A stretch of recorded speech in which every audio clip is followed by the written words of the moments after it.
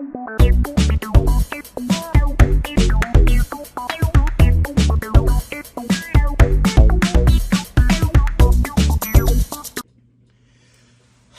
friends, Didi's here.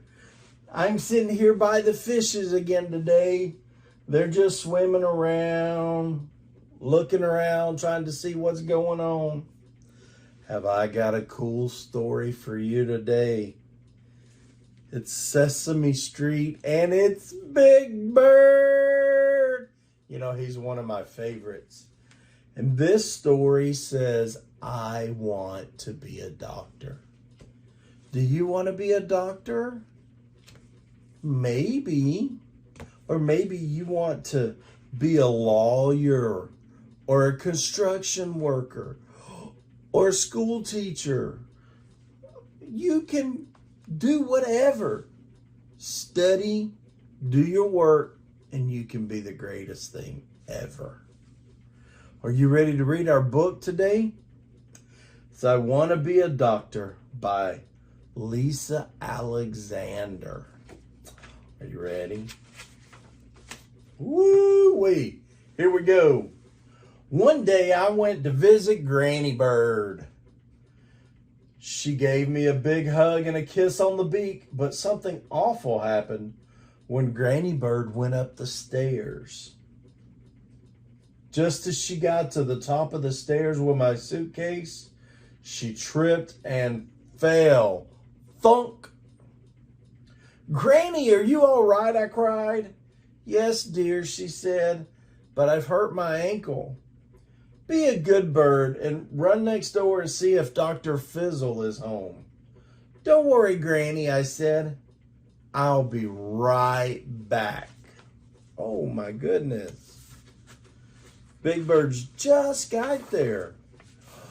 Here we go. Knock, knock.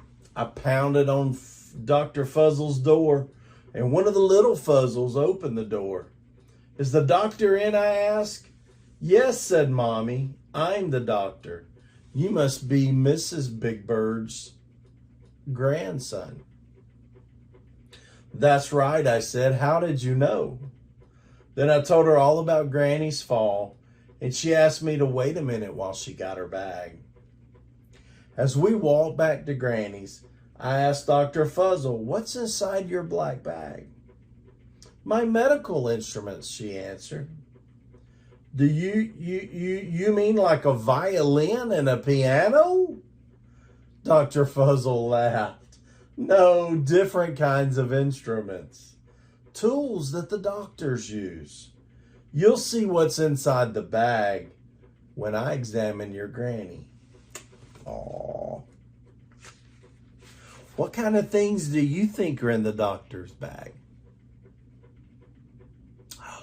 Yeah, I bet she's got a light to check the ears and the nose. Do you think she's got one of them sticks to go on the tongue when we go, eh? Yeah, what else? One of them things to hear our hearts go thump, thump, thump, thump, thump, thump. That's called a stethoscope. Let's see what's in the doctor's bag. Are you ready? Examine? What does that mean? I asked. Examine means to look closely, the doctor told me. When I examine your granny's ankle, I will feel it and try to understand what's wrong. Granny was sitting in the same spot at the top of the stairs. Now let's see, Mrs. Bird, Dr. Fuzzle said. Yes, your ankle is swollen. Does it hurt a lot or just a little? It hurts a lot, said Granny. Dr. Fuzzle moved Granny's foot gently from side to side. Then she said, tell me if this is painful. Ouch, said Granny. That hurts. Oh, no. Poor Granny. Next, Dr. Fuzzle asked me to help Granny to the bed. Granny leaned on us like we were crutches and hopped on her one good leg into her room. I smoothed out Granny's blanket and plumped her pillows. Thank you, dear, she said. And I felt good because I was taking care of Granny. The doctor told us she thought that Granny's ankle was possibly sprained, but not broken. Then Dr. Fuzzle helped me wrap Granny's ankle in a bandage.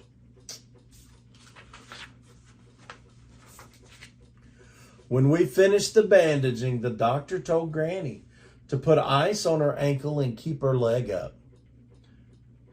Dr. Fuzzle also told us to come to her office the next day so Granny's ankle could be x-rayed. Then Dr. Fuzzle said goodnight and she went home. Granny stayed in bed, so I brought our dinner up to her room on a tray. Then I washed the dishes all by myself. Then I went upstairs and made sure Granny was okay. And then I tucked her in and gave her a kiss goodnight. And then I went to bed myself. Boy, oh boy, was I tired. Yeah, I think I'd be tired too, don't you? The next morning, I was quite the early bird. I brought Granny breakfast in bed. She said it was delicious, and I was so proud. Then Granny asked me to help find a cane in the back of her closet. Next, I helped her up to get dressed. When we were ready to go, Granny told me to call a taxi, and we were off to Dr. Fuzzle's office. Big Bird's being a big helper today, right? Can you be a big helper at home too? Dr. Fuzzle took us straight to the x-ray room. She told us the x-ray machine is actually a big camera. We'll use it to take a picture of the bones inside your leg, Miss Bird. And then the doctor lowered the big x-ray machine and switched it on and off. Click! Then I asked the doctor, "Are you going to examine Granny now?" "That's right, Big Bird," she said.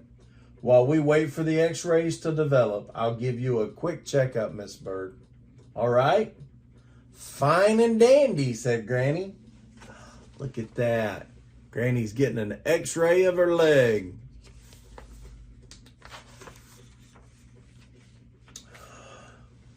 The doctor's letting Big Bird listen to her heart. The doctor was wearing a funny-looking necktie. She plugged it into her ears and held the bottom against Granny's chest. "What is that?" I asked. "It's a stethoscope," she said. So I said it too, stethoscope. Then the doctor gave it to me so I could listen to Granny's heart. Her heart went ka-thump, ka-thump, ka-thump, and it was loud. Then the doctor held an ice cream stick thing called a tongue depressor on Granny's tongue, and she looked down Granny's throat with a tiny flashlight. "You're fine," said the doctor. "You're fine," said the doctor. "Has the doctor told you you were fine today?" Here we go. Oh. "And this is an otoscope," said Dr. Fuzzle. "It helps me see the passages inside the ears and make sure that they are clear." "Glad to hear it," said Granny, and we all laughed. After the doctor wrapped a cuff around Granny's wing and squeezed the little bulb, the cuff filled with air like a water wing. "I am measuring your blood pressure." "How is it?" asked Granny. "Your blood pressure is just right," answered the doctor. "Way to go, Granny," I said. Wow. Then a nurse came in and showed us the x-ray of Granny's ankle bones. "Just as I thought," said Dr. Fuzzle. "No broken bones. Still, Mrs. Bird, stay off your feet as much as possible for the next few days so that the sprain can heal. I'll give you some crutches so that your ankle won't hurt so much. Look, no breaks." "Dr. Fuzzle," I said, "I want to take x-ray pictures and carry a black bag with instruments in it. I want to listen to the hearts with the stethoscope and examine people and birds and monsters. I want to be just like you. Actually, Big Bird, you're already a lot like me, Dr. Fuzzle said. Doctors help sick people and are curious about how the bodies work. And then Dr. Fuzzle showed me her medical school diploma. That's where she learned how to be a doctor. The diploma was framed on the wall and had a gold seal like a first prize. Soon it was time to go, so Granny and I said, "So long."